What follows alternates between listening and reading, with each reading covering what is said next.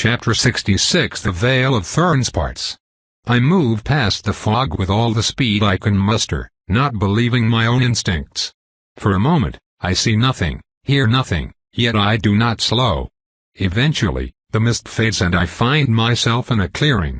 Wheat and wildflowers cover it in a vivid cushion upon which a gigantic tortoise is resting.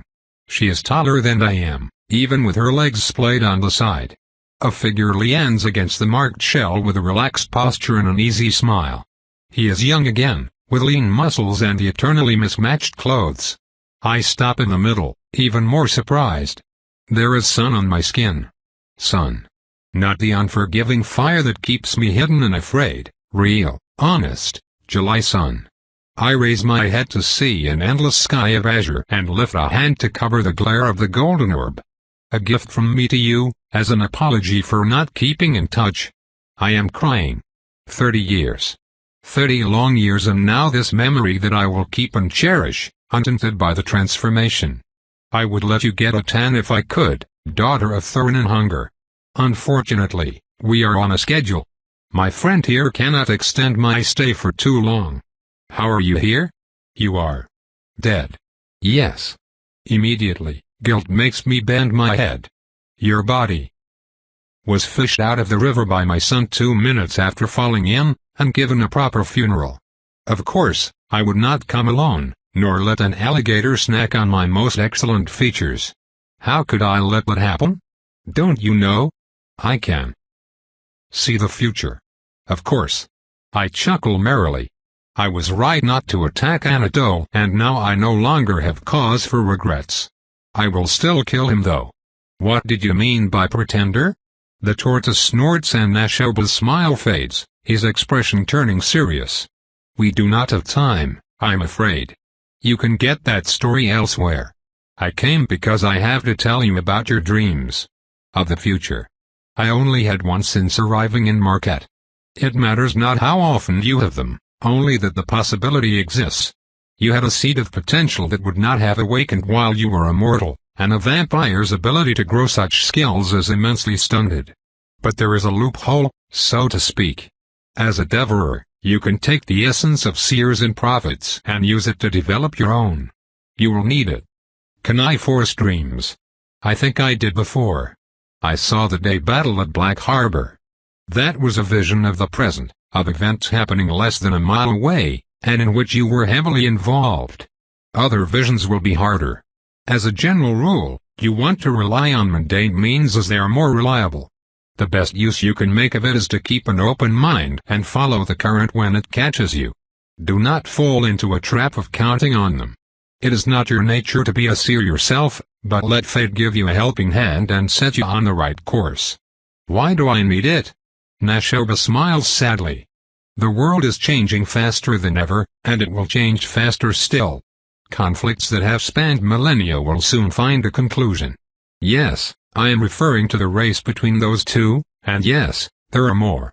Unless you and a few others rise up to the task, the planet will die in less than 2 centuries. Hold on, less than 2 centuries? Really? Nashoba grows taller and his eyes shine like stars. His voice sounds like a choir of singers speaking in unison. Darkness, ash and thin air. As quickly as it came, the moment is gone. That is all I see, daughter of Thorn and Hunger. This is my burden. I pass it on to you now. It will not come now and it will not come quick, but make no mistake. The end is nigh, unless someone keeps it at bay. I step back and pick a tulip. Its petals are red and silky. You forget that I am weak. My sire killed a lord without trying, and his mother could probably unmake me with a gesture. Can I really make a difference? Can the world be saved? Perhaps. He winces. My time has come. Remember what I said. Build your strengths, prepare, and when the time comes, step up to the challenge. Fair enough. One last thing? Nashoba places his hand on my shoulder. The touch is soft and intimate, it conveys more emotions than a book could. No, we cannot meet again. I do not know where you will go when your time comes, but it is not my destination. I am sorry. The tortoise puffs again. The world fades around me.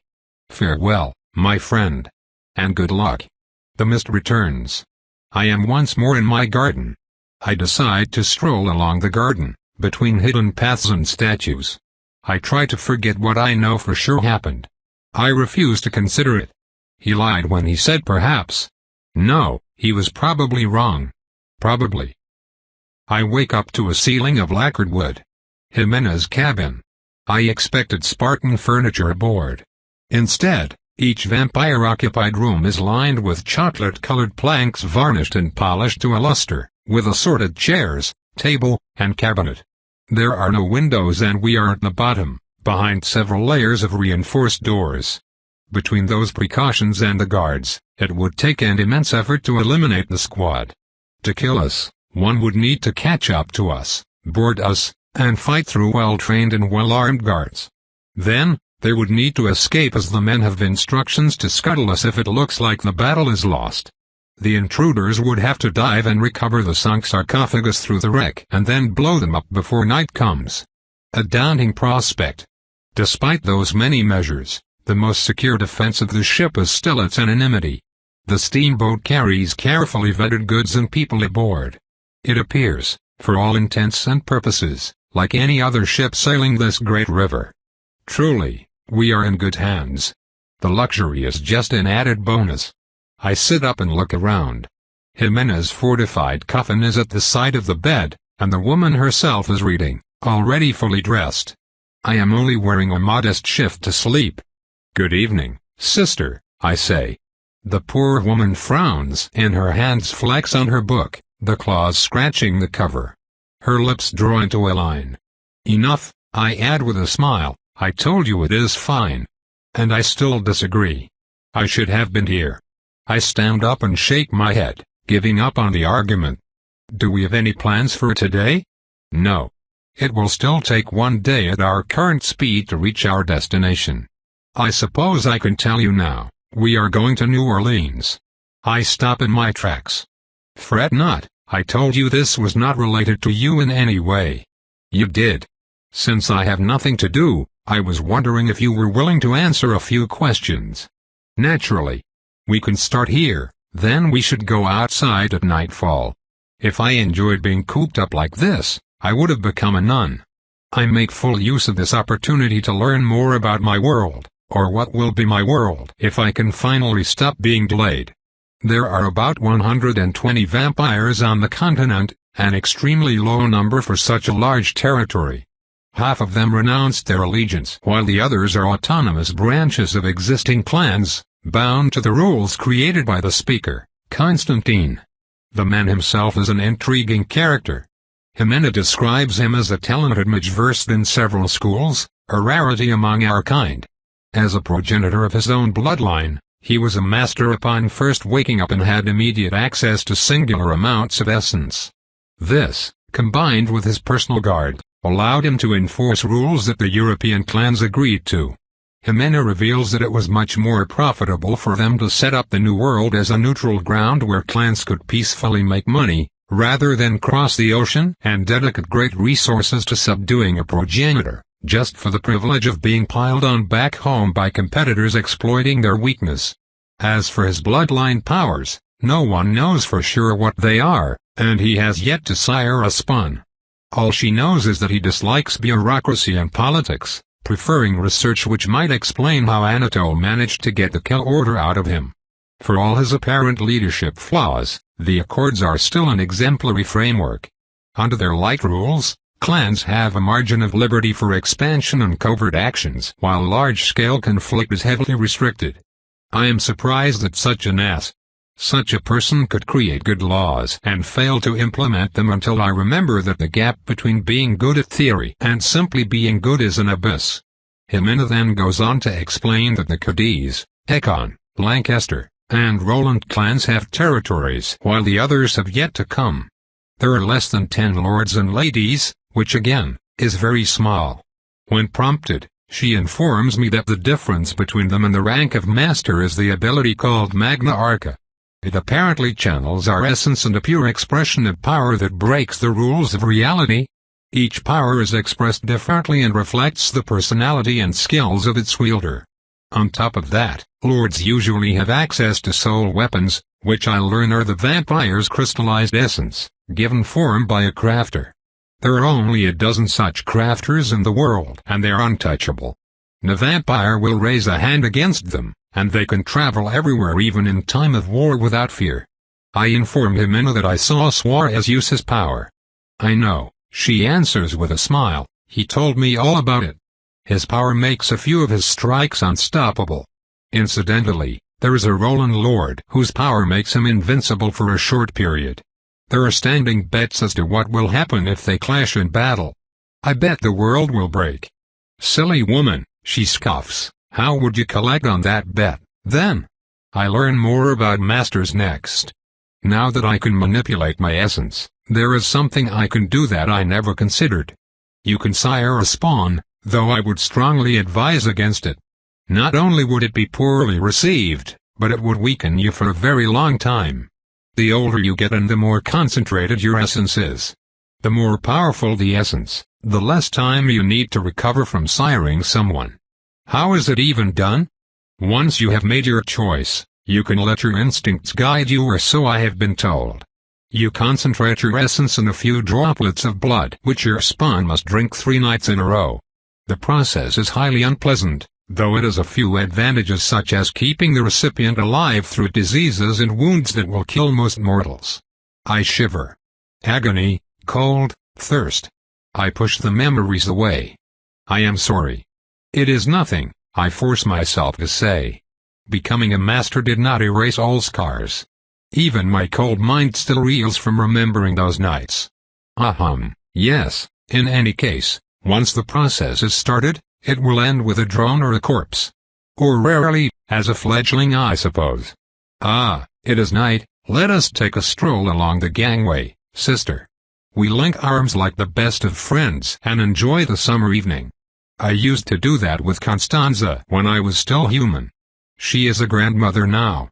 I could even take a look at her, if we pass by. No. I will not. Not while Anatole is around. We have a pleasant time, standing at the fort and looking out to the shore, its sleepy villages and budding farms, whispering in low voices about newly created spawns and the few newcomers who landed recently, until a distraction offers itself. 2 gentlemen walk up behind us, confer in low voice about who should court whom before politely accosting us. Jimena and I exchange knowing smiles. Good evening, ladies. It is such a pleasure to meet good company. Are you enjoying the view? Asks the first, a suave man with an auburn mustache and a top hat, of all things. We needed fresh air. My friend was a bit out of sorts, I answer with mischievousness. Yes, I felt lightheaded and I would not want to go down on my friend. I cough into my elbow to mask my surprise. I have spent enough time in a brothel to get acquainted with that specific expression.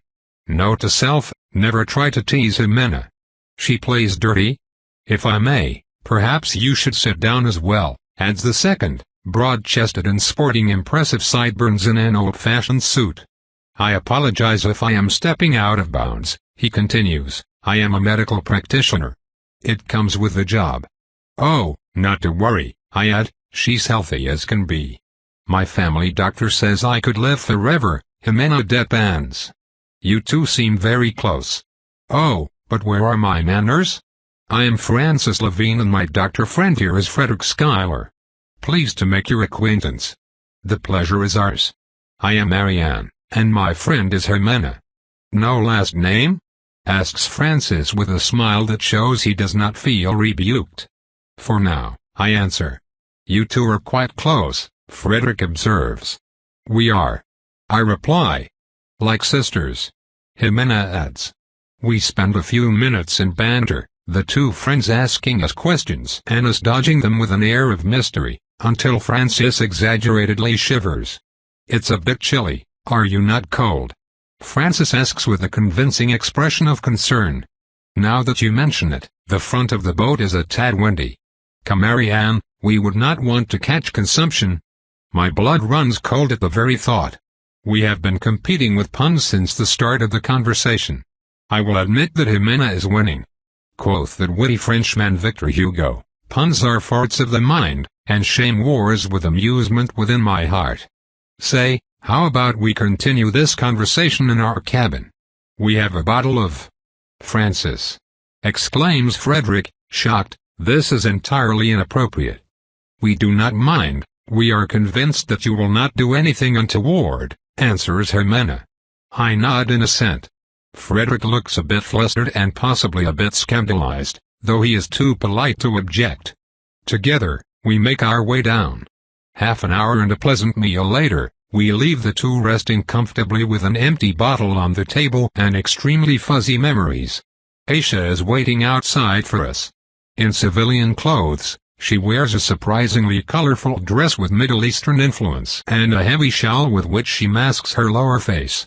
It sometimes shifts enough to show unmarred skin.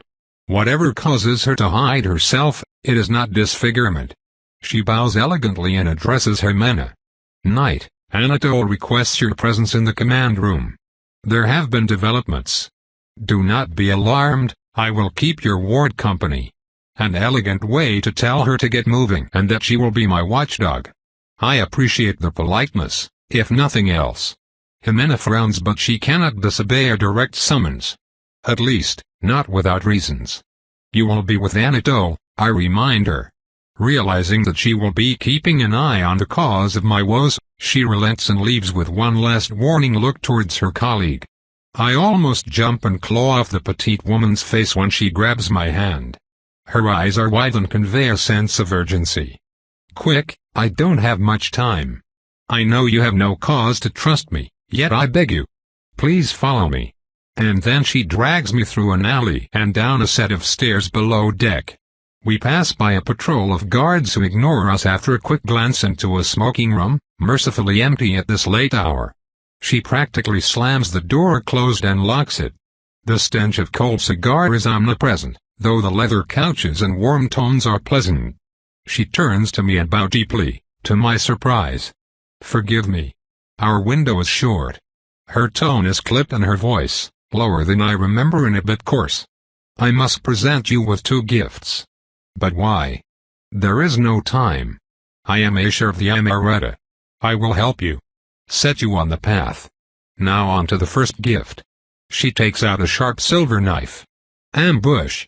Kill. I hiss and step back, still uncertain. Aisha does not even spare me a glance. She digs the tip of her blade into her arm and slices along the artery. Before I can properly react, she bows low again and presents me with the bleeding wound. What is she? Supplicant. Can vampires even be? Of course she is a supplicant. Blood offered for an audience. Drink the offering. Let it not be spoiled. I bend forward and lick the wound, all caution thrown to the wind. Power overwhelms me and drags me under. We meditate, all together under Amaretta herself.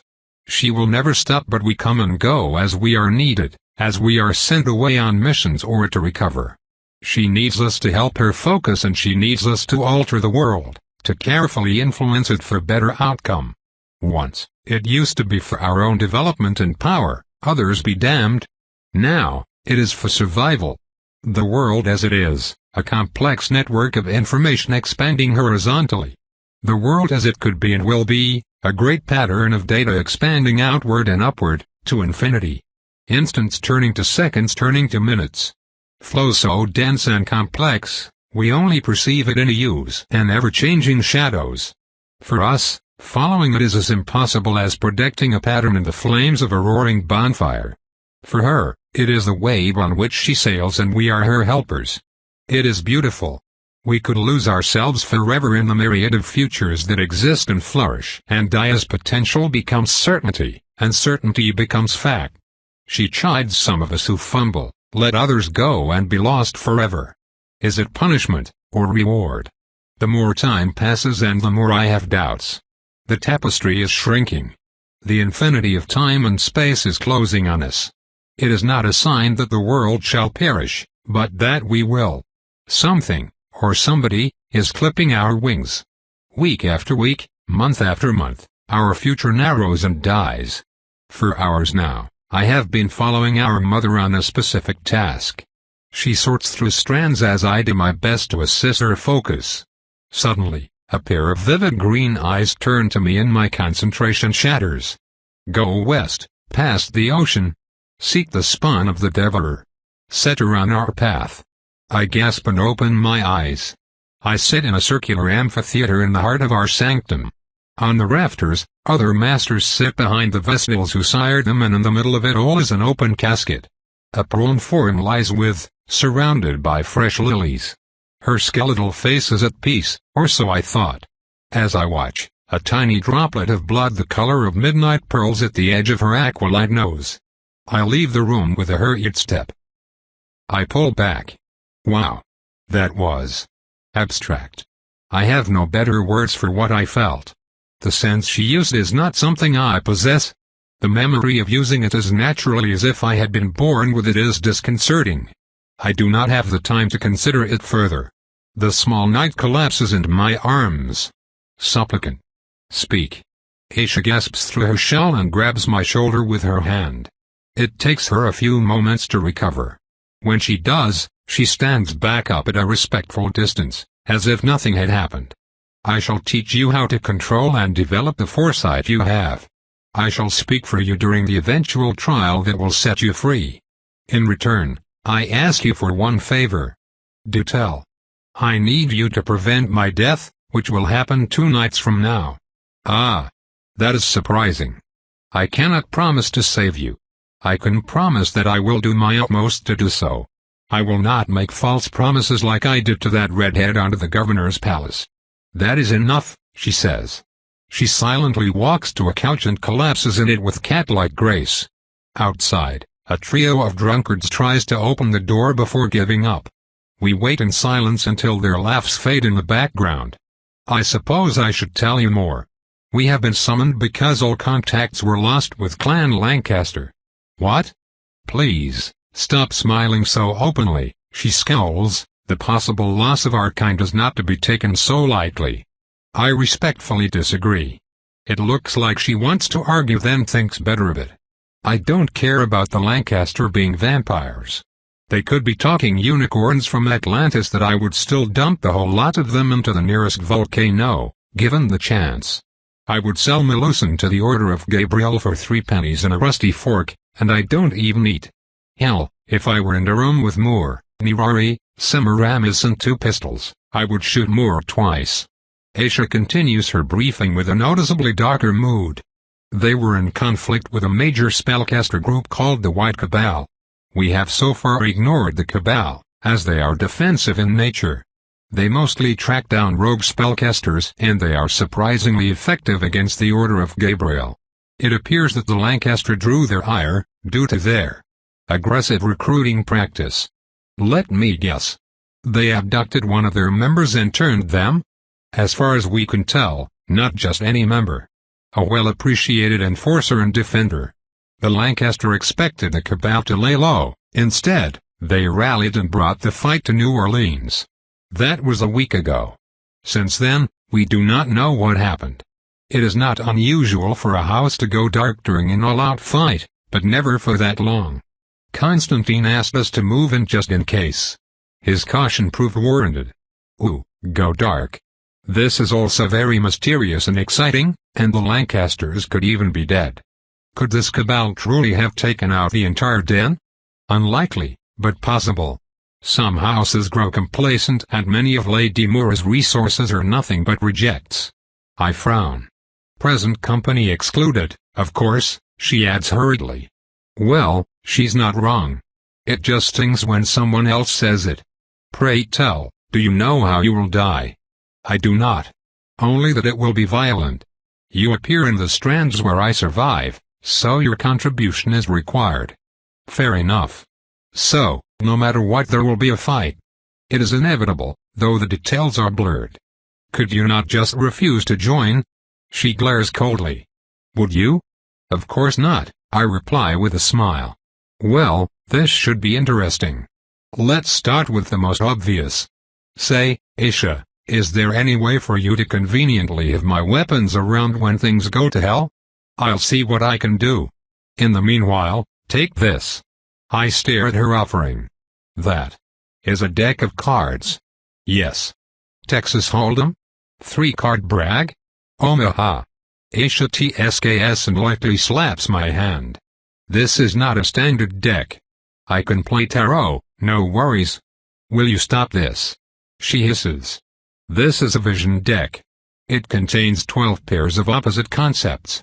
For some reason, it is easier to guess what you will draw. We use this to train our fledglings. Now, what concept is this? She says, drawing a card at random. Vengeance. It's not even on the list. How would I even know what's on the list? I hiss back. I realize that we are very close, fangs out. I am supposed to let her teach me. This is a part of our agreement that helps both of us. I made a commitment. I pull back. Tell me what I am supposed to do. She sniffs disdainfully. I have not left the best of impressions. Neither did she. Do you know how to meditate? Yes. Try to do that and leave yourself open. I will present you with a card. Focus on the card and just the card, nothing else. When this works, you will be able to glimpse details of it. Just tell me those and we will see if this worked. Right. Nashoba said that distance, time and level of involvement all affect how easily I can see. The bloody thing is right in front of me, it's the present and I can hardly be more involved. This will be child's play. Probably. You latched a tendril of essence to the card. Should I stop? No. Latching won't help you read the card, but it might help you focus. Go on. Card. The card. Card. The world, in all its horizontal glory. The infinity of potential upward and beyond. A crux. 2 choices.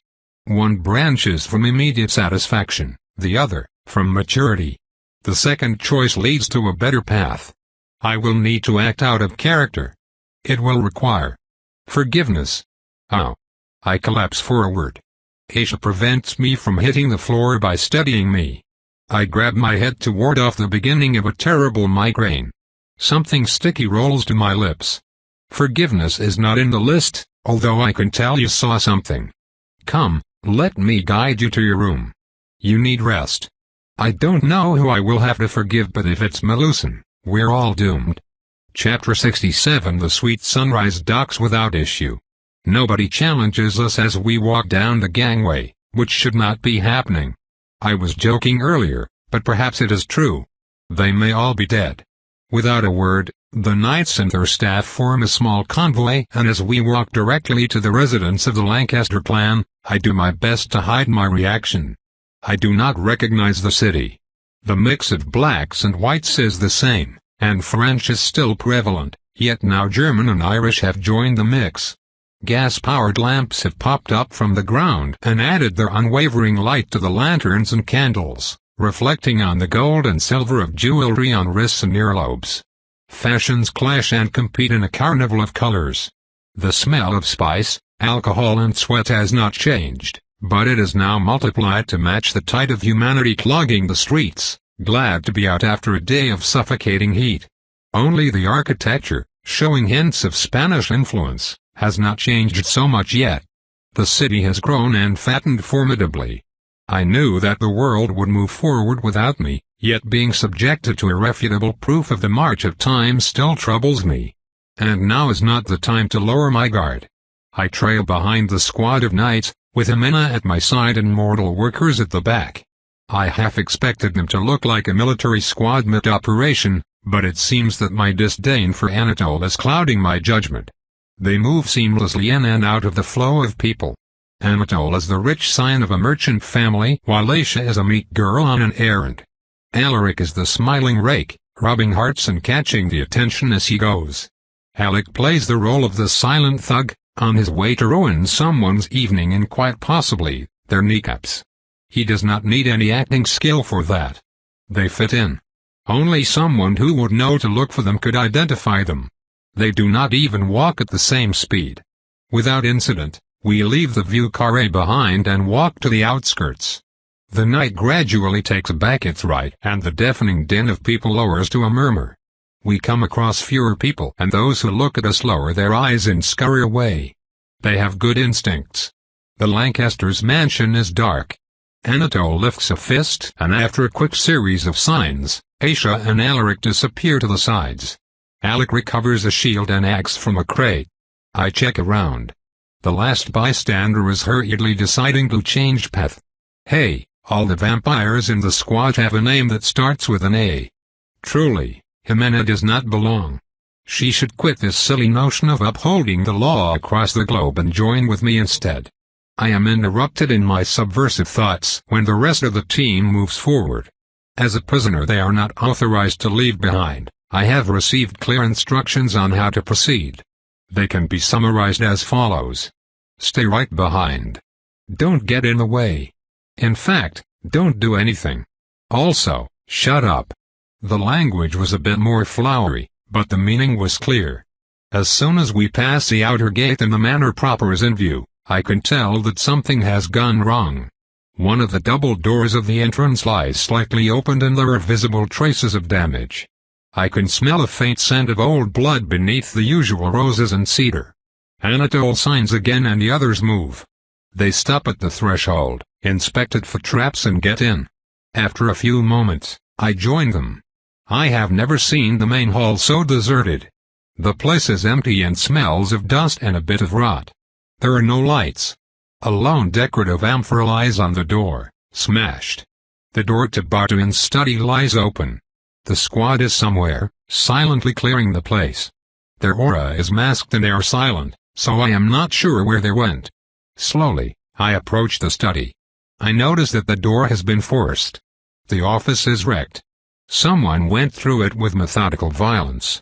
The bookshelves are empty, their contents spread on the ground. A spilled pot of ink made a stain that dripped on the carpet. All the paintings are on the ground. I notice that one of them was hiding a safe which is currently closed. It looks like somebody attempted to open it without success. You used to live here, yes? Asks a neutral voice. I school my reaction and turn to Anatole. The bastard crept up on me. I did, for about 6 months. Can you think of any place where survivors might be hidden? Suddenly I am useful, and he is polite. I could inform him that he is welcome to find the nearest bundle of bayonets and sit on it, but I managed to control myself. The matter is serious. There is a panic room of sorts, behind the pantry. Lead us there.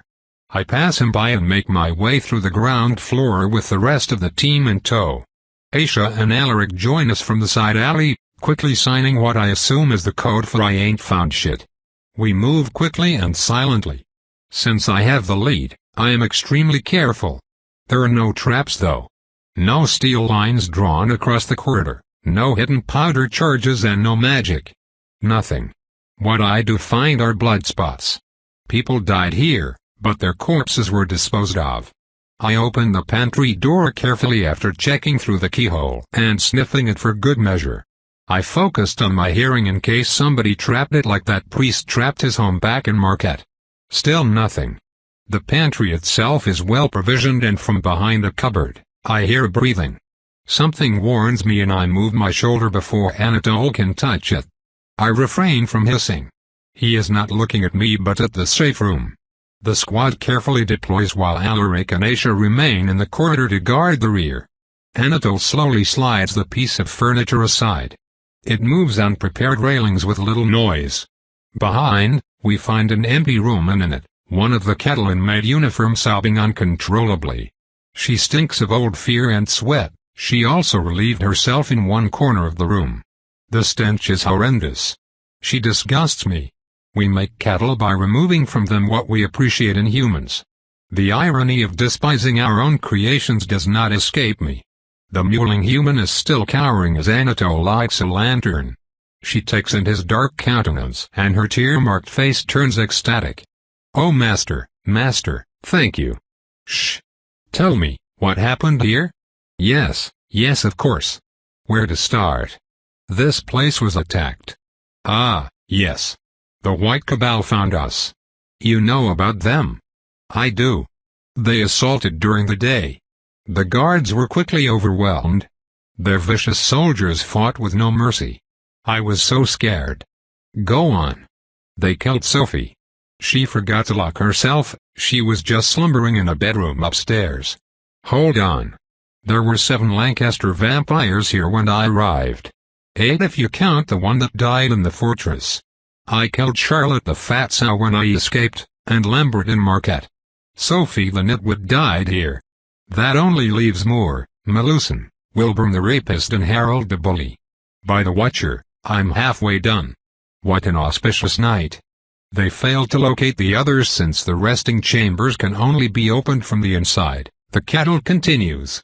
Defense of a vampire nest is always the same. The enemy attacks at dawn. They need to successfully overcome the mortal defenders and then locate the vampires. We always sleep beneath the ground, so it takes wit to find us and explosives to reach us. Sometimes, the mortals will also set the building on fire to slow down the assault like they did at the vampire fortress. If the attackers fail to eliminate everyone in time, the lords and ladies wake up first and they are usually displeased at the intrusion. I am talking about ripping your limbs off and bludgeoning your friends to a pulp with levels of mift. Then, as time passes, the situation grows more dire. It is a race against time, one that the White Cabal lost.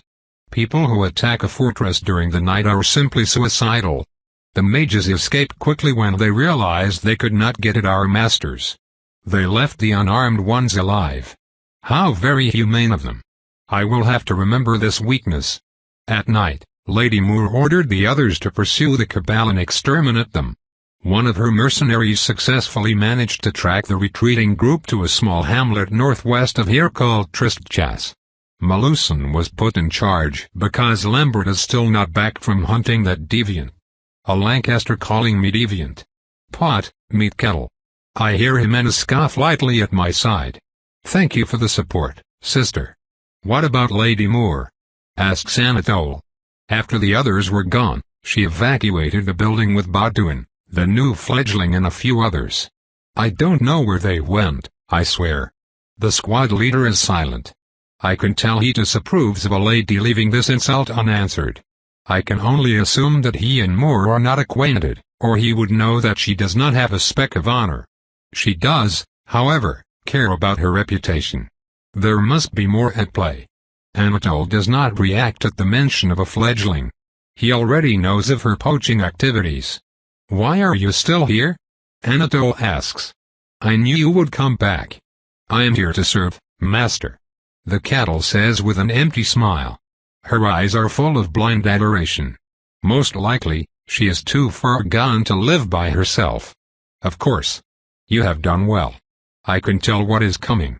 All my instincts are screaming of it, yet I still raise a brow when the knight decapitates her in one smooth summoning of his soul sword. The smile is still there on the detached head, manic and strained. Anatole is expedient.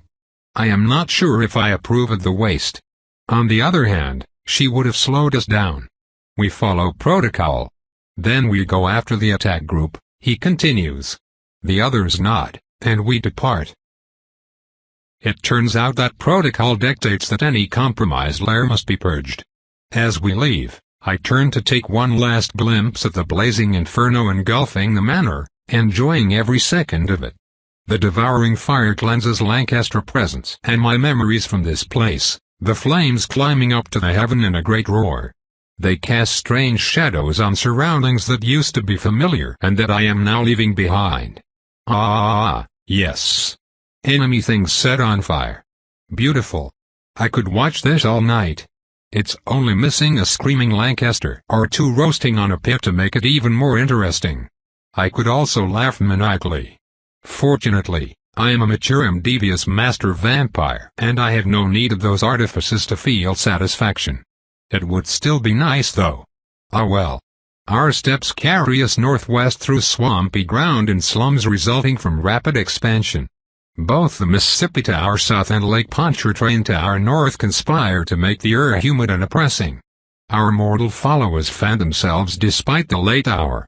Our guide, a local contact we picked up near the pier, leads the way. Sometimes, he turns around as if to make sure we were still here and flinches when some of us are. The squad patrols along our small convoy by group, so when the poor man checks on us, he never sees the same faces.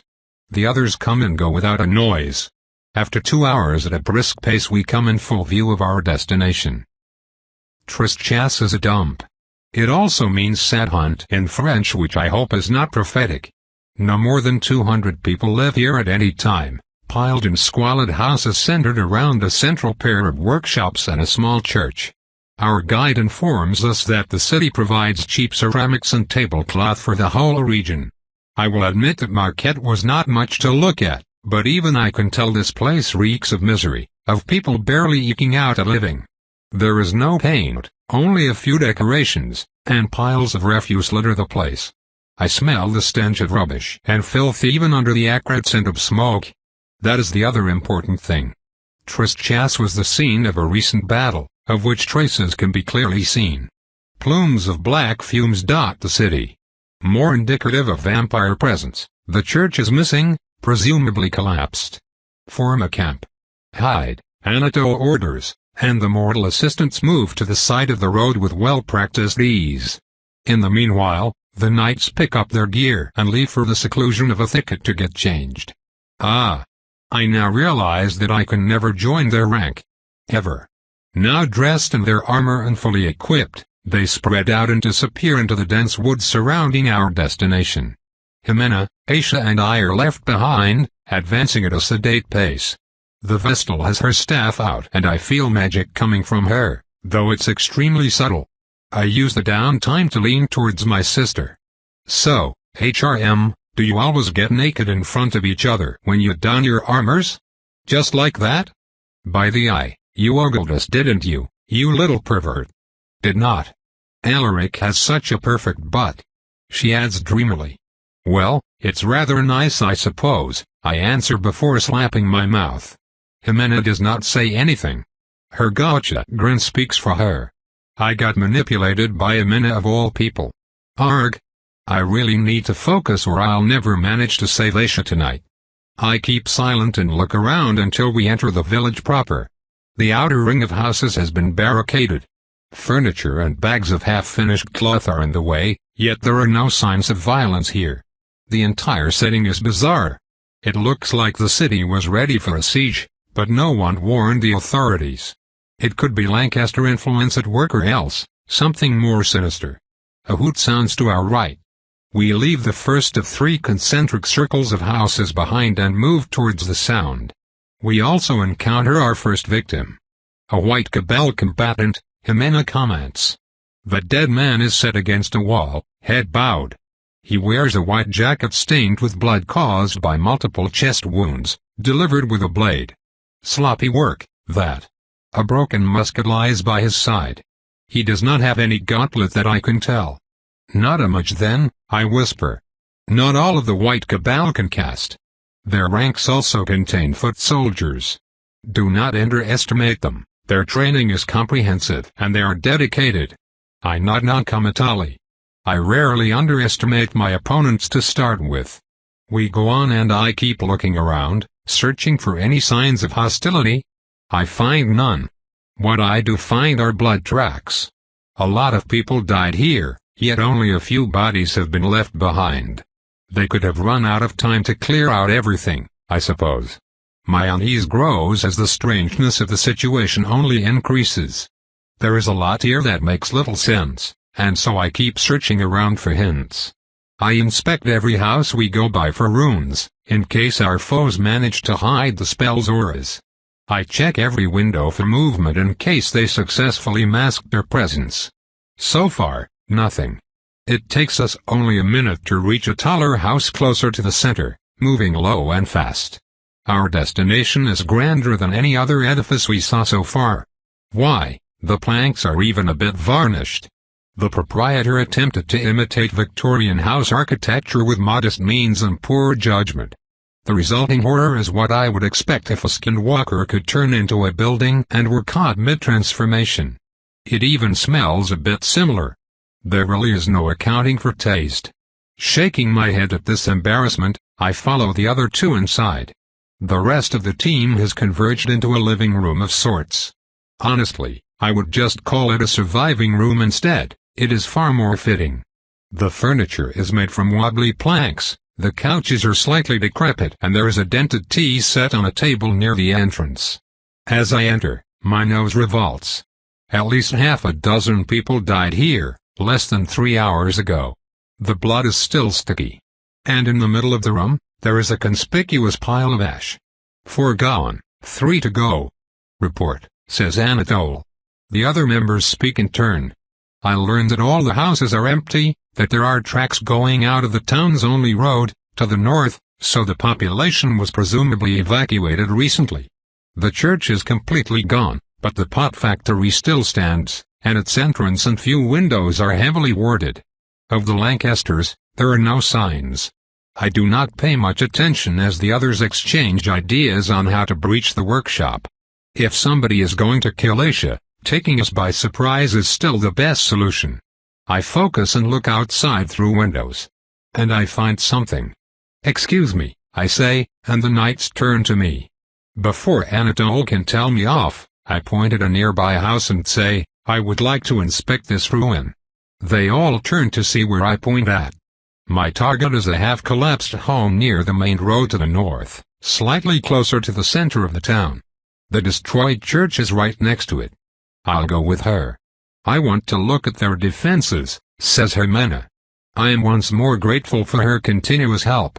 Anatole lets us go without a word and the squad resumes their preparations, no doubt happy to see the back of us outsiders.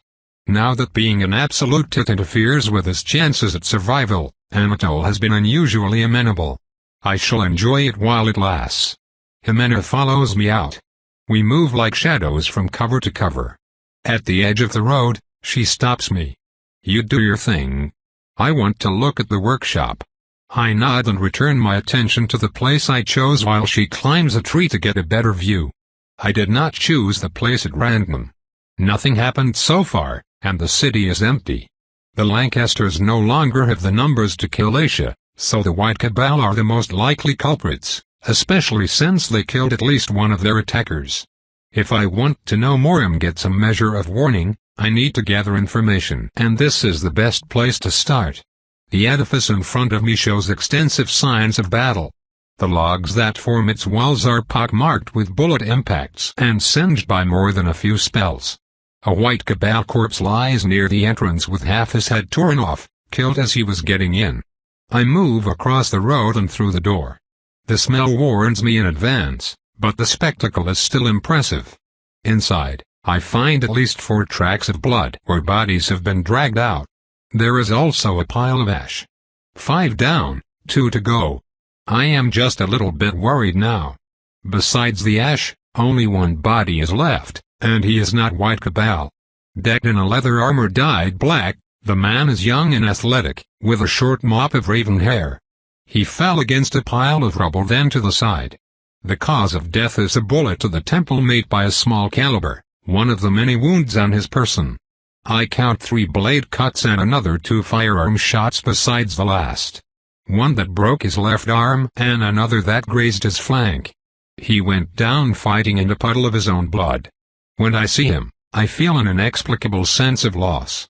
I push the silly emotion away, but it slithers back into my mind and settles there, increasing my apprehension. Something happened here. Something bad. I need to understand.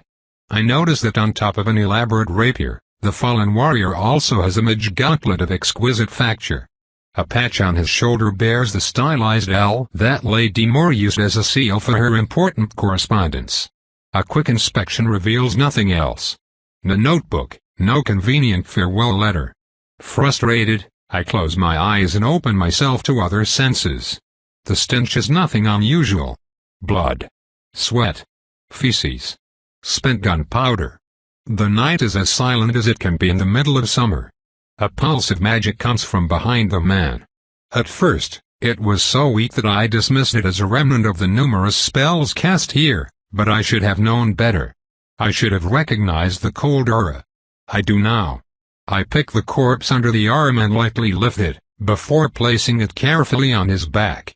On a whim, I close the dark eyes one last time and position both hands on his chest.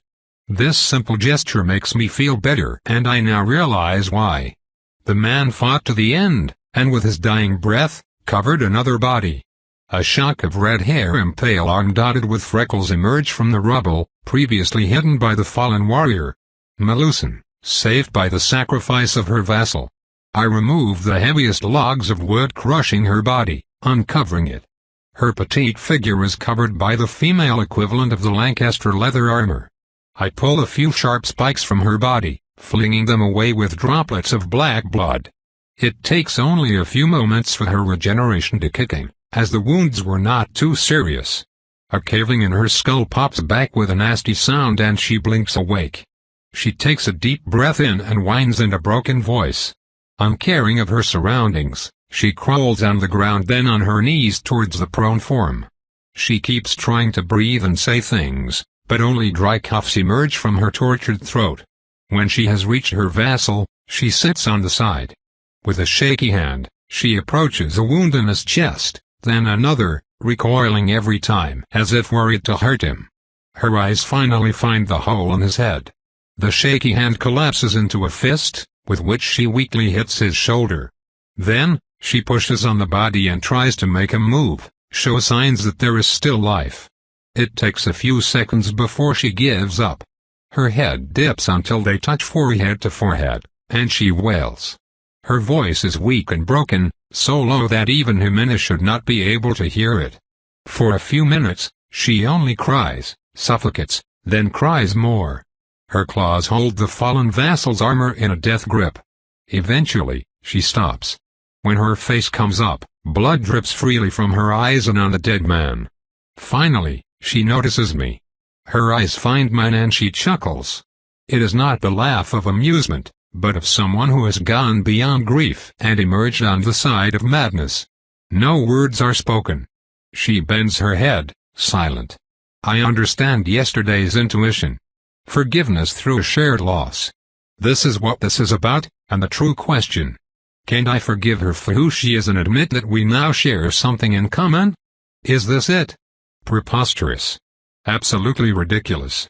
Should I forget my nature and who I am for a so-called better outcome? No.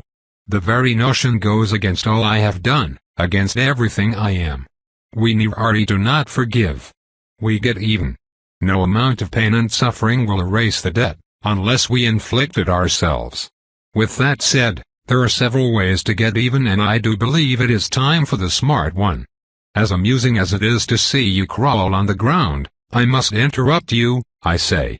What do you want? She croaks without much conviction. For starters, tell me what happened here. What didn't happen? By the eye. Arthur. I seize her neck between claws and press down in a gesture of domination that, with delicious irony, she taught me herself. She hisses but does not resist. What do you know? She asks, panting slightly from the pain and the loss of her bond. You came here with Harold, Wilburn and your vassal. You fought the White Cabal. Yes. They had prepared the terrain well. We pushed them all the way back to the pot workshop and they barricaded themselves inside after we destroyed the church. It was Arthur's idea to scorch it from afar, and it worked well. The holy ground was supposed to be their last redoubt. They did manage to kill Wilburn in a house. He disobeyed my orders. They lured him with a woman. That disgusting swine. Good riddance. Hold on, I add, why is Lady Moore not with you? A trick. To make it short, I was on the verge of having her recalled to Manchester on charges of embezzlement. It wasn't much, but it would have allowed me to take control of the local branch. The shrewd harpy must have guessed my intentions, because she captured and turned a talented White Cabal enforcer, only to send the rest of us to deal with the aftermath. She fled, didn't she? She did. Bitch. Well, it doesn't matter anymore. Nothing does. Focus. How did the Cabal beat you? Do they have special weapons? Melusen scoffs, and sniffs, then unsuccessfully tries to wipe the blood from her cheeks. Stupid girl. Did I not tell you? We beat them, cut off their retreat. They found temporary refuge in the workshop. If they did not defeat you, then who did? Who killed Harold and your vassal? I asked with no small amount of curiosity. Instead of replying, Melusen points a blood-stained claw to the north, towards the road. A red light grows and grows there, increasing in intensity by the second. Soon, the sky is lit as if by a crimson dawn that does not reach the stars. The source comes into view. An army of torches lights the night with a vengeful radiance. Some others move to the side and ignite the outer barricades, covered in cloth. From all around us, fires burn until the entire perimeter around the city is but one gigantic inferno, and from the north, the army of embers crests the edge of an incline, and its carriers come into view. At the forefront, sturdy men wield shields covered with crosses and silvery pikes, forming a wall. Behind, ranks upon ranks of musketeers in the uniform of the Order of Gabriel march forward. They are led by a man on a horse wielding a battle standard upon which a winged archangel slays a horde of demons with cleansing light. His voice rings true. For if God did not spare angels when they sinned, but sent them to hell, if he did not spare the ancient world when he brought the flood on its ungodly people, but allowed Noah to live, and 7 others, and rescued Lot from heathens, then the Lord knows to rescue the godly from trial and to hold the unrighteous for punishment on the day of the judgment. And that day has come. Amen, 100 throats answer in unison. I turn back to Melusen's prostrate form, surprised that I managed not to gawk. That would be them, she says laconically. Well, shit. Chapter 68. I cast a last glance at the army arrayed before us and return my attention to Melusen. I note in passing that she feels like a master now, though weakened as she is, it is hard to tell for sure. They trapped you too? Hard to believe, is it not? They managed to kill Harold. I heard his screams before part of the house decided to fall on me. I just... How? How did it come to this? You were so young, still. You believe the Order to be nothing more than a nuisance. They always managed to kill some of us every decade or so, back on the old continent. We kill them but they always come back. Always. What you see out there is the cream of the crop of this generation. They were probably after the Cabal and caught us as well, and now, you. How can it be? How did they know we would be here? They were probably not expecting you. They pulled out recently after their assault on the workshop failed, probably to regroup before delivering the last blow. They took their dead with them. I imagine that they are delighted that their snare would catch yet another prey. As for knowing of your coming, you probably marched through the road like we did. It takes but one scout to warn them of our advance and they have plenty of people willing to take that role. Arrogance was my mistake. Carelessness. And now. Melusen takes a deep, shivering breath. I remember that it helps with the feeling of suffocation. For a while, we thought that with 3 vampire clans present, they would not dare approach the city. They are fanatical, not stupid. They must have thought they could get away with it, and with Lady Morgan, circumstances prove them right. She grabs her sternum and hisses softly, in pain. If we fight now, she will be mostly useless. If I let her live, that is. Whatever happened to Lambert? He was supposed to go after you? I press her neck until my talons draw blood. Her breath accelerates and she closes her eyes to deal with the pain. I ask the questions. Yes. Now we are in an interesting situation. I could kill you and the others who came with me would be none the wiser. Or, you can make it worth my while, and I could be convinced to make some efforts to ensure that you get through this ordeal in a form that doesn't fit in a funerary vase. I want vengeance. I don't want to die just yet. What did you have in mind? I had been thinking about something that would help me in the long run, and I believe I have just the thing. Melusen listens to my 3 conditions, even smiling cruelly at the end. Yes, I believe that would be adequate.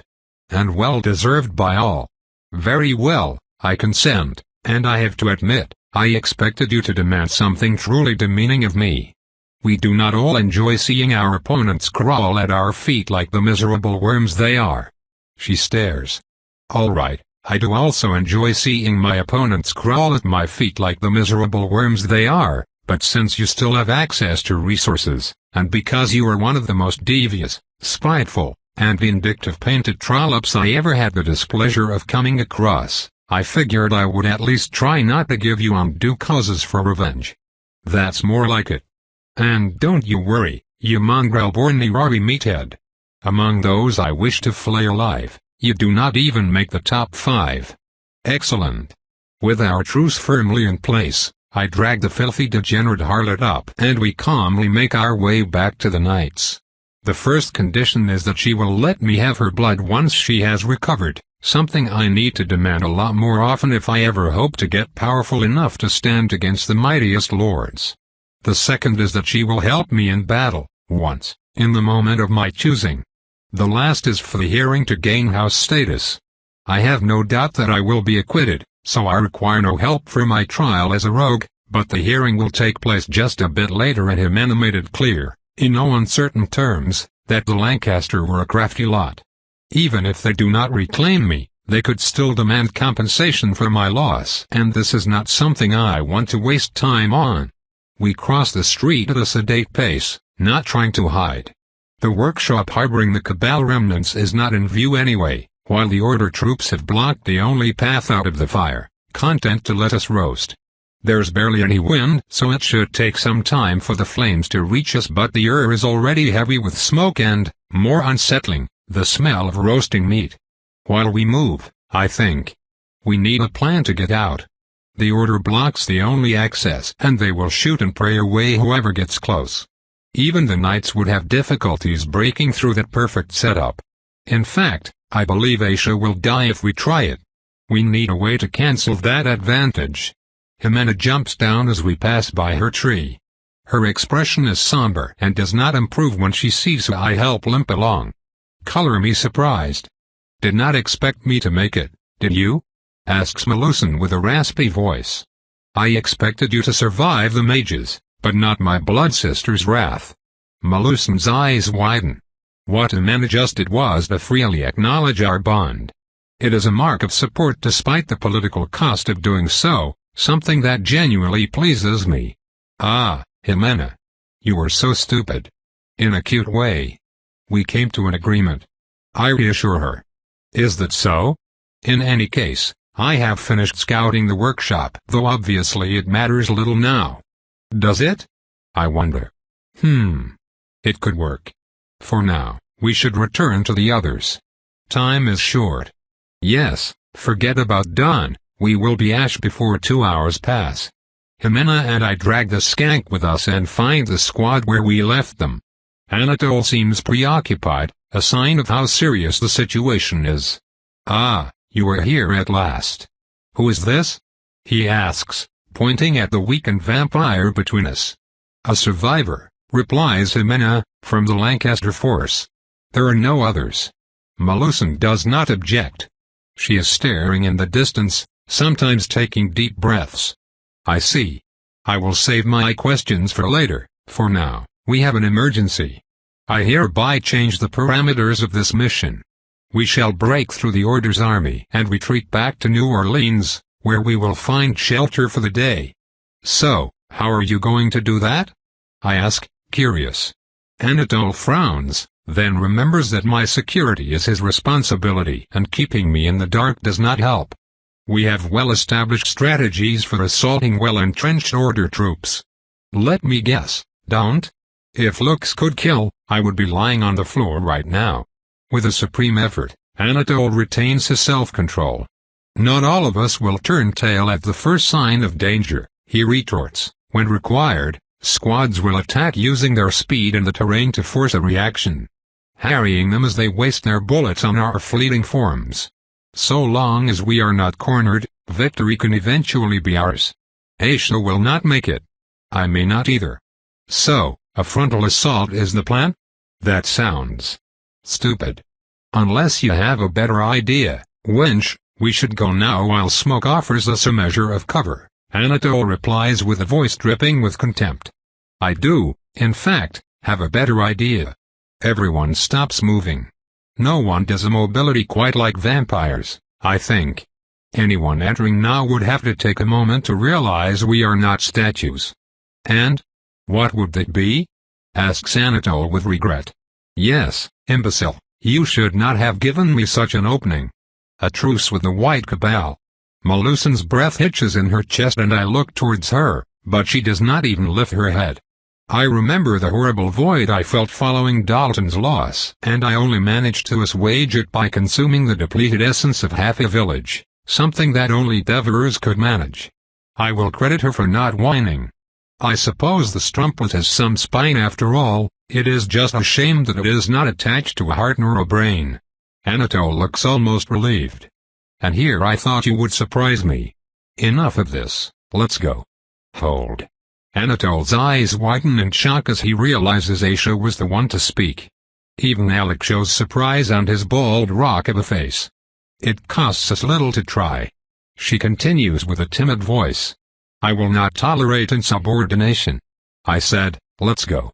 She's right, adds Alec. Oh, how I do so enjoy watching the squad leader squirm. A mutiny. How fun. Obstacles are tools, enemies are weapons, adds the grim X-Man. It sounds like he is quoting something.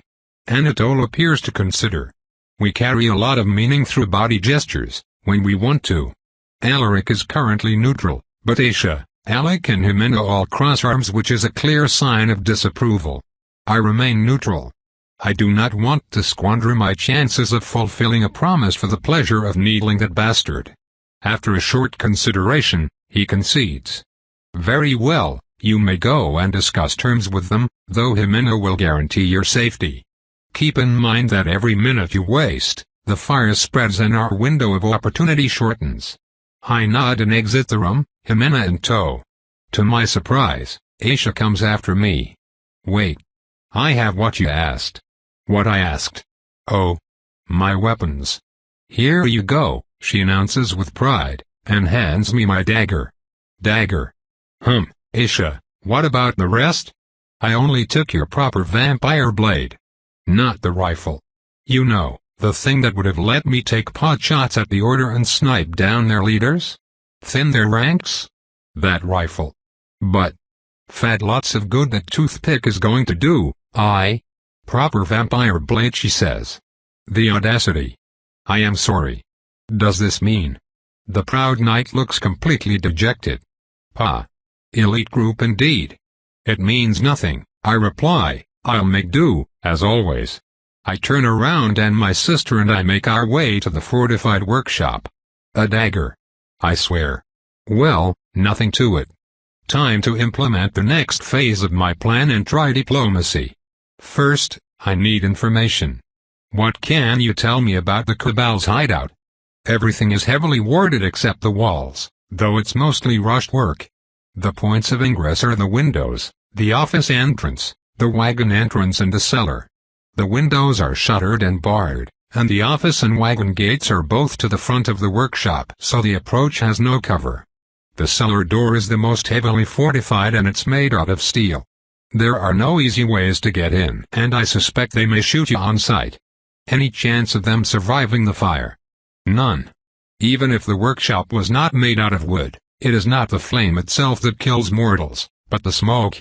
They will suffocate long before their retreat is set ablaze. Show me the cellar. I might be able to get through. The workshop is rectangular. The cellar door is at the back, opposite the two other entrances. The approach is covered by stacks of crates and other sundries left in random piles. I suspect that the workers just dump whatever they are not using there. Their carelessness is a boon, as we make our way undetected. Jimena points to the gate, a double door made out of steel set almost horizontally against the wall. There is a thin line where it doesn't close exactly, and from it, I can hear moans of pain and low whispers. Under the smoke, I smell a bit of blood, both old and fresh. I understand now. They put the wounded below ground. They probably plan to escape from there if they get overrun. Fascinating but unhelpful. What do you plan on doing? I can feel the wards placed here. There is an alarm, but mostly they increase the durability of the base material. It would take a direct hit from a cannon to blast through the thing. There is, however, an obvious weakness. The space between the two doors is thin, but not thin enough that I cannot get my claws in. I bet that they forgot to reinforce the steel bar. Why, knock politely, of course. I grab below each pane, get down on my knees and with a grunt, channel both the Herald's power and my essence for an additional boost of strength. A month ago, I could not have easily bent steel by pulling on it. A month ago, I was not a master. With a terrible shriek of tortured metal, the way opens to stairs heading down. At their bottom, a man with his arm covered in bandages wakes up with a jolt and stares at me, uncomprehending. I calmly walk down while Jimena stays behind just in case. In short order, I find myself in a vast open room with a stone floor. A dozen people lie there and they are all wounded. Most are men, ranging from a grizzled veteran to a young and portly man with what I imagine is an attempt at growing a mustache. There are women as well. A grandmotherly one holding the stump of her hand, and a girl with curly black hair and a bump on her head the size of a quail egg. They all stare at me with expressions ranging from disbelief to plain horror. Only one person is standing. A young woman with liquid red eyes and white hair tucked firmly under a nurse hat. She slowly lifts a trembling hand clad with a mage gauntlet. Before things can devolve, I raise two hands to show that they are empty, a universal gesture of peace. Not that being unarmed makes us harmless. My name is Ariane. I wish to speak to your leaders and offer a truce. Nobody moves and I figure out why the nurse's eyes appeared liquid. Fat tears drip down her eyes as she opens her mouth. Wah-ha-ha. She starts bawling. Her face turns into a red mess with snot dripping down her nose. Her still raised hand wavers, but she does not lower it. She just keeps crying like a fountain. It just doesn't stop. Most of the wounded are awake now, and look at each other and the crying nurse, at a loss. Still crying. It's a little bit awkward. The door opens and a mage walks down the stairs. Sola? Is something the matter? He freezes when he sees me. For Christ's sake, Jabedia, not you too. Go back up and fetch Jonathan and the dog. Ariane here wants to talk, says a grizzled veteran with an annoyed voice. Jabedia opens and closes his mouth a few times like a beached fish, then turns around and mechanically climbs back up. Moments later, clambering footsteps and yells of alarm ring throughout the building. The door from upstairs bursts open and two men come in. The first one is panting heavily and holding his gauntlet and a large cavalry saber. He wears a more elaborate version of everyone else's white uniform as well as a thunderous expression. With his long gray beard and serious figure, he looks like an old general in the midst of battle. The second figure is deeply calm and walks it without fear, though not carelessly either. His familiar dark eyes take in the situation in an instant. I will admit that I am surprised. I knew this man as Bradley when he tried to blow me up back in Marquette. He was with the Order then. How convenient for mortals, to be able to change their allegiances so. His heartbeat is the only steady one here. He must have guessed it was me from the name. There are so few of us, another vampiric Ariane would be extremely unlikely. Though, now that I think about it, if there is one I will have to find her and convince her that I am the Arianest of them all. The old man charges down the stairs like an enraged bull at the sight of the still sobbing nurse. I swear, if you hurt her. He starts. Threatening me? If I hurt her then what? I hiss softly, and completely release my aura. About half of the wounded are mages, and they shiver before the Arctic onslaught. Even the old man's steps falter. As quickly as I displayed it, I pull my presence back in until it is entirely subsumed within me. I made my point. The nurse collapses in a heap, and other wounded drag her out of the way. Weakling. No, she is a healer. They have their use and should be respected. I have come to discuss a truce and temporary alliance, I say. Why should I believe anything you would say, monster, replies their leader, still bristly despite my rebuke. You should, says Bradley. All attention turns to him. Normally, I am good at picking up leaders and influencers in a crowd, but in this case, Bradley's subdued presence misled me. The others look at him with respect, almost reverence. I did not anticipate that. Let us see if this can be leveraged. What do you mean, Jonathan? The old man asks. I met her before. She held her promise, despite our enmity. You faced a vampire in combat and lived? Asks a young mage with admiration. I tried to trap her and failed. She captured me. At those words, everyone in the room stares with renewed fear and this time, respect. Apparently, piercing through their wards in seconds through guile and expertise doesn't count, but one word from this ruffian and I'm vetted. Typical. She let me go because I amused her. She kept her word. I believe we can trust her, he continues in his calm voice. I remember him sounding the same when we were negotiating. Does this man ever show any emotion? I do not know who I should pity the most, his foes or his lovers. The crowd nods and even the old man goes from fuming to contemplating in a heartbeat. Very well, I will hear your proposal. First, I offer a truce, between my faction and yours, for a week. Done. What's next? That went better than I expected. The next step should be easy then. I propose a temporary alliance, to face a common threat. An ally with your kind. Never. He spits with renewed anger. I jinxed it, didn't I? Hold on, says a female voice in the room, and silence is made. The person who talked is the old woman with a missing hand. She stands up from comforting the red-eyed nurse who she had been hugging. Her skin is pallid and there are deep pockets under her eyes, but her voice is firm and her expression, cold and resolute. Sigismund Abelard Coleridge, a word please. In private.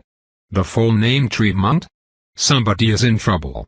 Is the timing well chosen, woman? Asks a noticeably nervous Sigismund Abelard Coleridge. Don't make me tell you twice.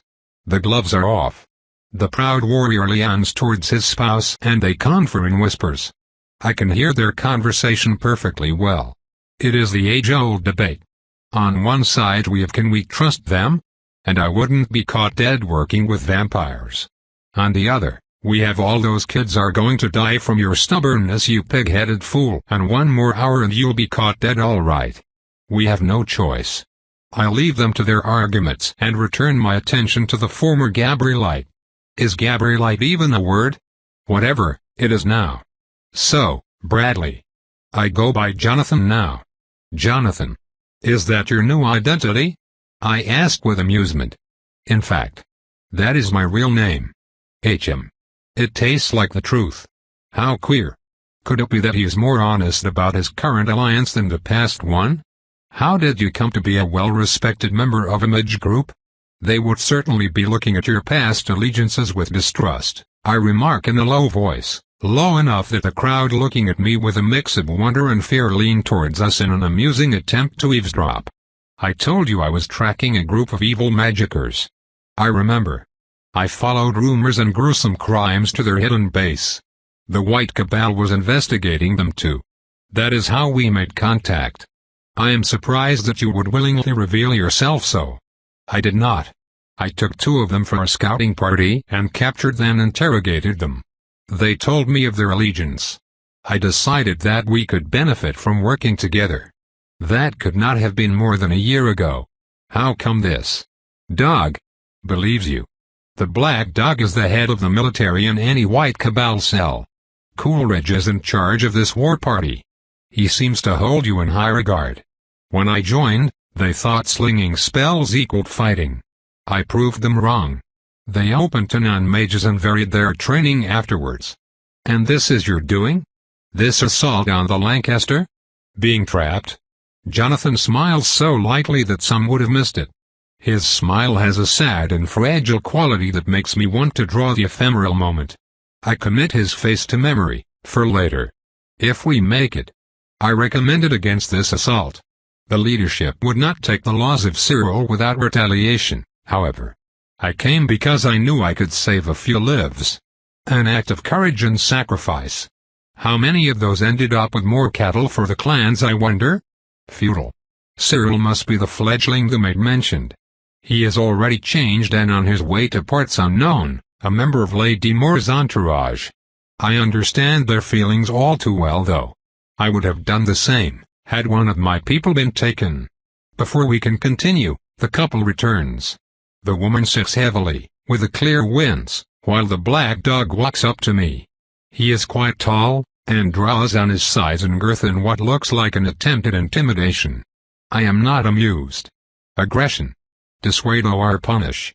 The dog pales and takes a step back just as I realize I had been letting a low hiss and showing just a hint of fangs. Cease your pathetic attempts, old man, I have faced nightmares that would have swallowed you whole and lived to tell the tale. You are nothing, I growl. Sigismund Dari, if you could stop being a pig-headed ass for one goddamn minute? Asks the old woman with a deceptively calm voice. The dog gives her a quick, angry glance, though he also calms down. Right. We, a few people snicker. I said, we have decided that we would entertain your proposal. Of an alliance. What did you have in mind? That was quick. First, I would like to ask, did you have any plan to get out of this situation? The old man immediately grows suspicious, but Jonathan replies with his usual calm. I gathered all our remaining black powder and made charges with the clay pots we found here. I was planning on detonating them on a hunter path to the south. Why? I asked with curiosity. It is not a well-known fact. Explosions will snuff out flames, though if there is fuel they will restart. I believe it would have been enough for some of us to pass through. I look around as I understand the implication. The path would be terribly hot and smoky. Those who managed to pass would have light burns and lung damage. The wounded would be left behind. Would they truly do this? I imagined the White Cabal to be suicidal idealists. They attacked a vampire city, after all. I never said it was a good plan, says Jonathan, amused at my lack of reaction. The others lower their eyes as the mood plummets. These people are desperate. My intrusion distracted them for only a few minutes before the thought of their imminent demise returned to haunt them. I should not have worried about this alliance. Their leader's defiance aside, they are ripe for the taking. I just need to give them hope and they will eat it from my hands. And I do believe I have just the idea. The powder charges are the last tools I needed for the plan I had been considering. I will offer an alternative. Our main problem is not the fire so much as the order troops. Dig in or escape by blowing up a path, the problem remains the same. The order is coming for you, and for us, and you will be too slow to escape their fury. If they are defeated, however, the road north will open and you can go home safely with your wounded. We know that, the dog snaps, it's just that a frontal assault would be stupid. Not if we use the right tools. Their advantages lie in the presence of a choke point, their ranged weapons and their tight formation. I have a way to neutralize or even turn those advantages against them. It will require my group and yours to work together. We will need. I expose my idea, and doubt is replaced by attention, then by a blooming excitement. Yes, this could work, their bright faces say. Jonathan assists by making adjustments and corrections, and even the old black dog offers a few pieces of advice based on his mage's abilities. We end up with a workable plan in less than 5 minutes. A miracle. Give me a moment while I tell everyone upstairs. Unless there are major objections, I will confirm the alliance and we will then implement the plan while you fetch your allies. Is that acceptable? Oh, he is trying diplomacy. How cute. I nod and he climbs back upstairs, casting fearful glances behind as if I would suddenly murder everyone around. Jonathan follows him without a word. I am left alone, standing in the middle of the room while a dozen people gawp at the vampire. I do not enjoy being the center of attention like this, not unless I am playing a role. To my surprise, the uncomfortable silence is broken by the nurse.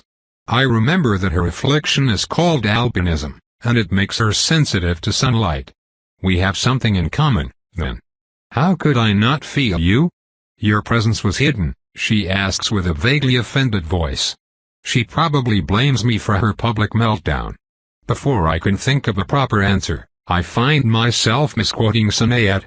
I am a master vampire, why would I have anything less than mastery over my own aura? The mood changes once more as morbid curiosity turns into fearful respect. It worked? It worked. O Sinead, master of half-truths and boisterous claims, I bow before thine expert windbaggery. Your pompous turn of phrase allowed me to awe those mortals. I shall never doubt thee again, great one. Properly chastised, the nurse seems to deflate. I am almost disappointed that her spine would disappear so quickly. It took great courage to face me, I say, remembering how she almost soiled herself and could do nothing but stand there and cry like a fountain. to protect your charge. I realize that I mean it. She is not a fighter, but a healer. She still stood there and faced her death head-on. Worthy prey. No, not prey. Remember, Ian, no eating your allies. It's important. Thank you. What I meant was, you cannot tempt me, night creature. And there she goes and ruins it. Sola, help me up, the old woman intervenes with a tired voice. Are you sure? Asks one of the younger men. The warriors have not agreed yet. She shuts him up with one glance. Slowly, the wounded who can stand are helped up by comrades.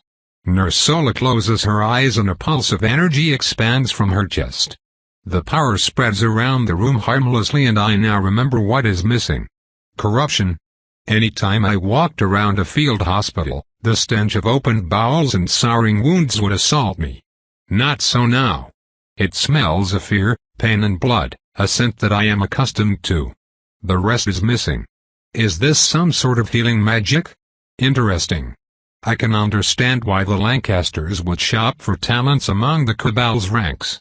I am tempted myself, though I think I can devise a much better way than plain open warfare. I believe I have understood the essence of openly negotiating as a vampire.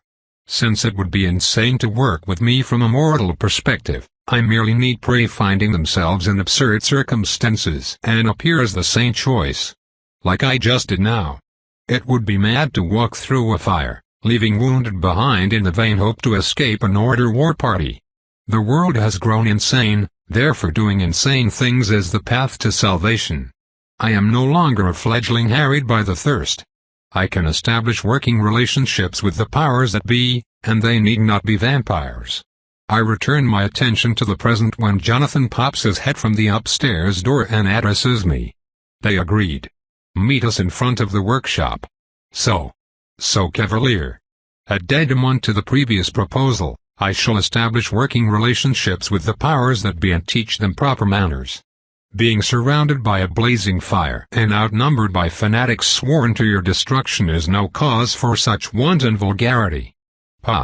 Miffed, I exit the building from whence I came and meet with Amina. She throws me a questioning glance. What is the matter, sister? Did they not agree? Oh, they did, they were just not very respectful about it. Oh sister, you did not get your fill of groveling servants? Allow me to assist. She stoops and scurry at my feet with a false limp. O Mithreth, thine genietheth unmathed, thine intellect shineth like a beacon. Allow me to polish thine toes with mine unworthy spittle. I'll tell ain't so where you got the soldier fetish from. Hack. We stand in the corridor to hell. Red flames and smoldering husks make up the world, and a black cloud masks the heaven. The fire flickers and casts dancing shadows that turn into mocking demons when I am not looking. Suffocating smoke stings my eyes and unbreathing lungs like acid, and this is not the worst.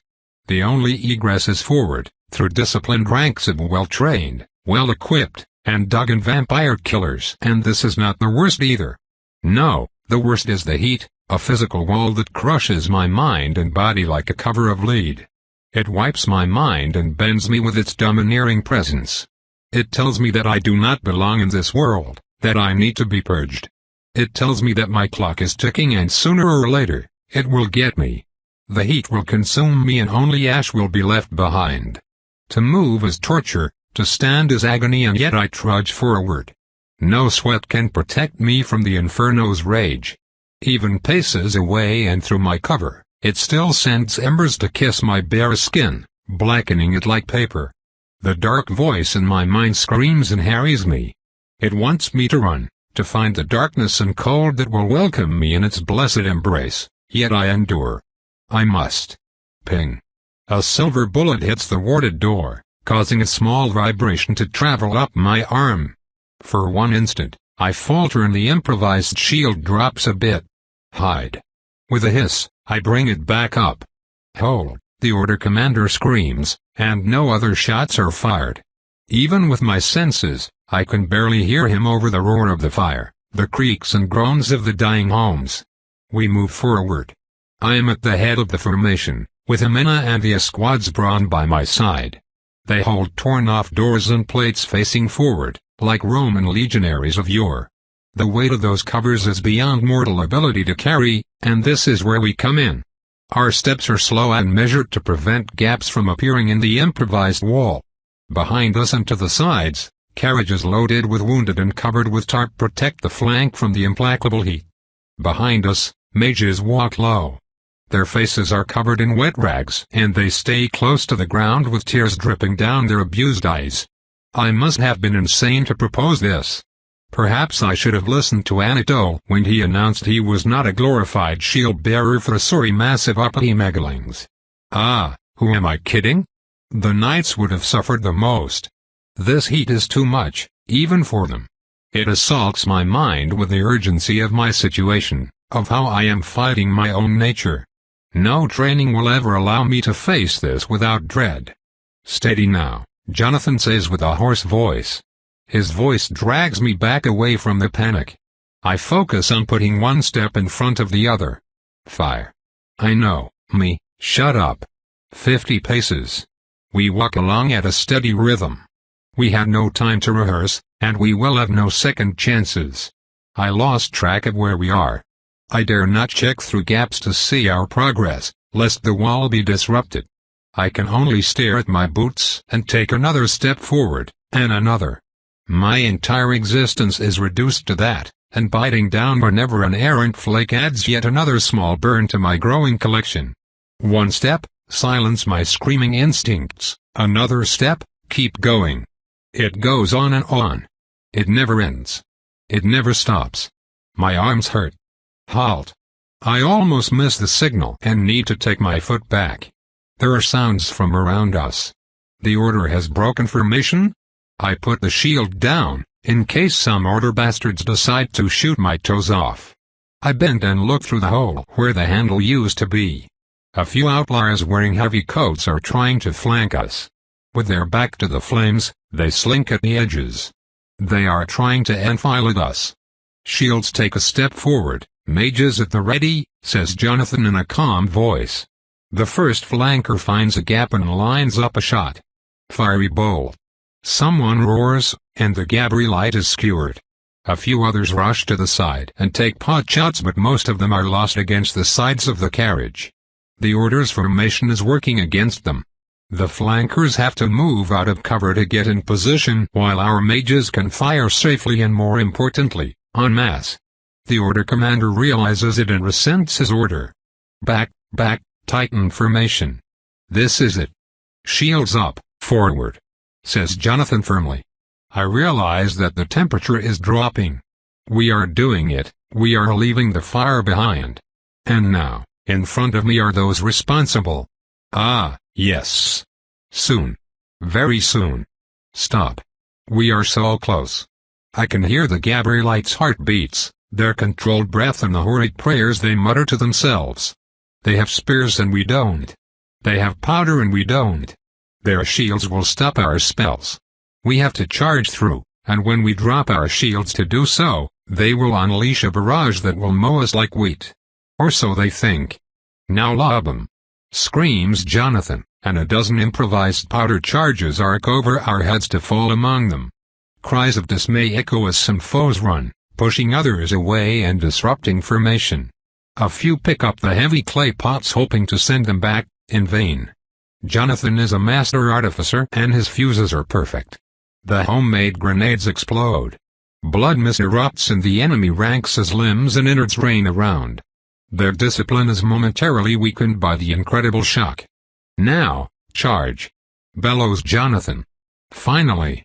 I raise the door with a roar of fury and toss the heavy metal and wood protection in the face of a very surprised enemy shield bearer. The heavy piece of hardware smashes into 3 men and squishes them like bugs. All around me, projectiles start flying into the surprised mass of the order. It is as I expected, they do not know how to face a combined force of mages and vampires. I rush forward and soon, there is no more room for deep thought. I kill.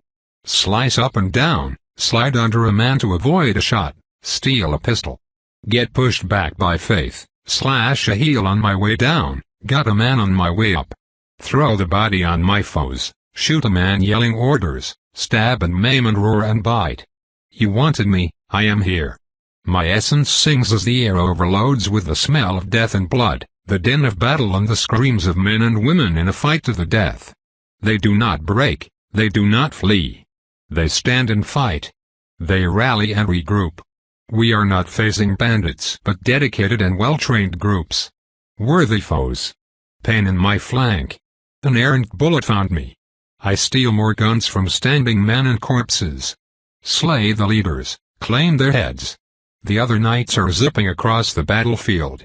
They disrupt formations and force the Gabrielites to react or to die, while the mages and soldiers of the White Cabal rush forward. Behind them, some of the wounded stand up from their carriage to shoot spells at targets of opportunity. It is not enough.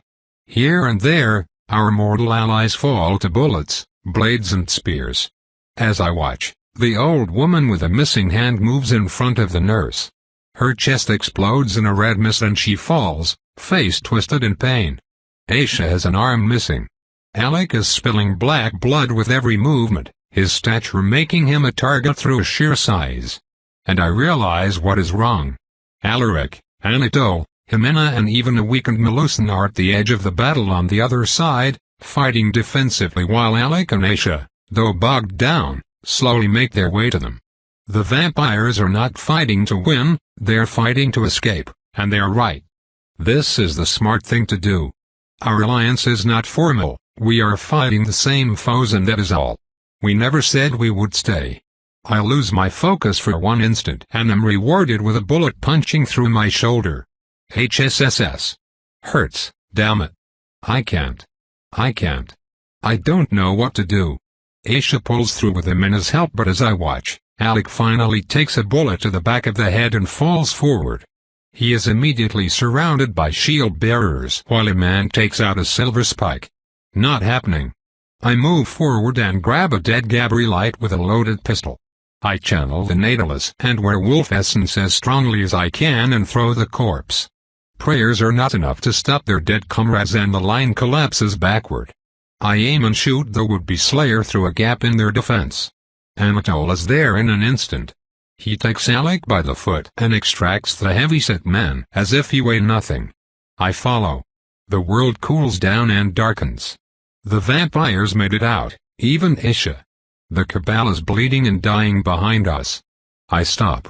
The bullet in my flank exits from the wound to be replaced by unmarred skin, a benefit of masterhood. I am still fully capable. I could still fight but I need not to. It is done. I have accomplished what I set out to do.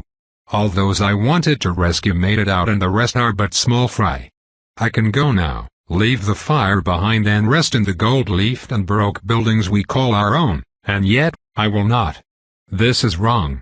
My instincts are telling me this. Those are allies I left behind.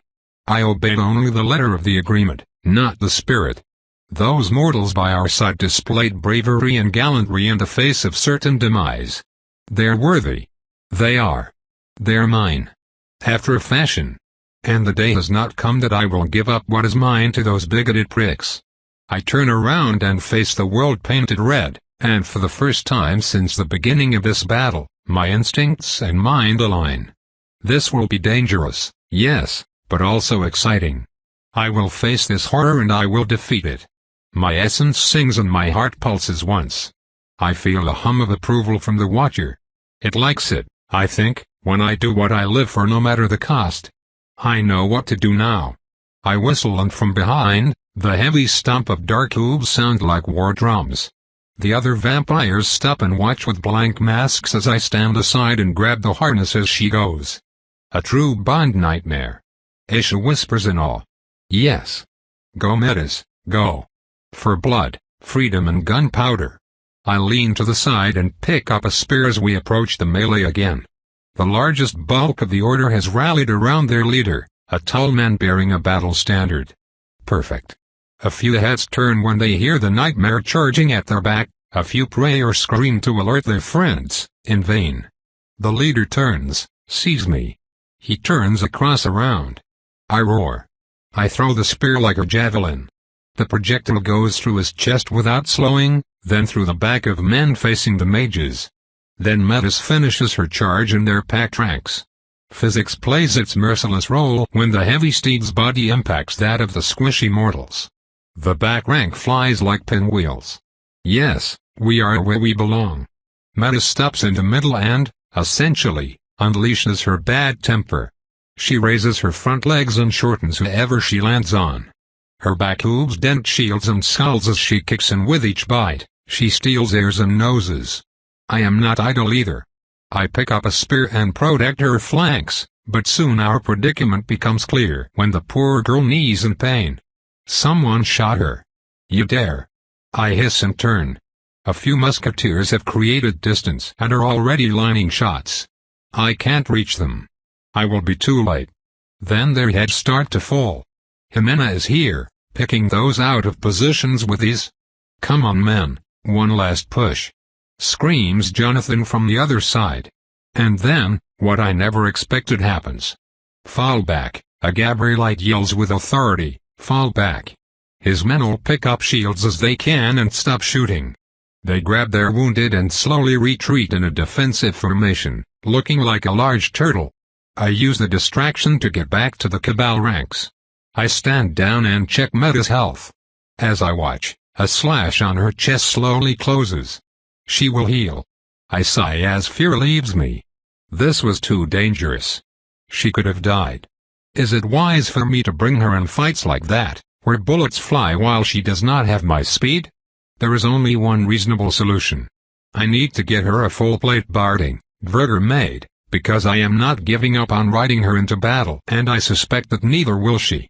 Silence descends upon the field as the Cabal combatants lower their weapons and look around with disbelief.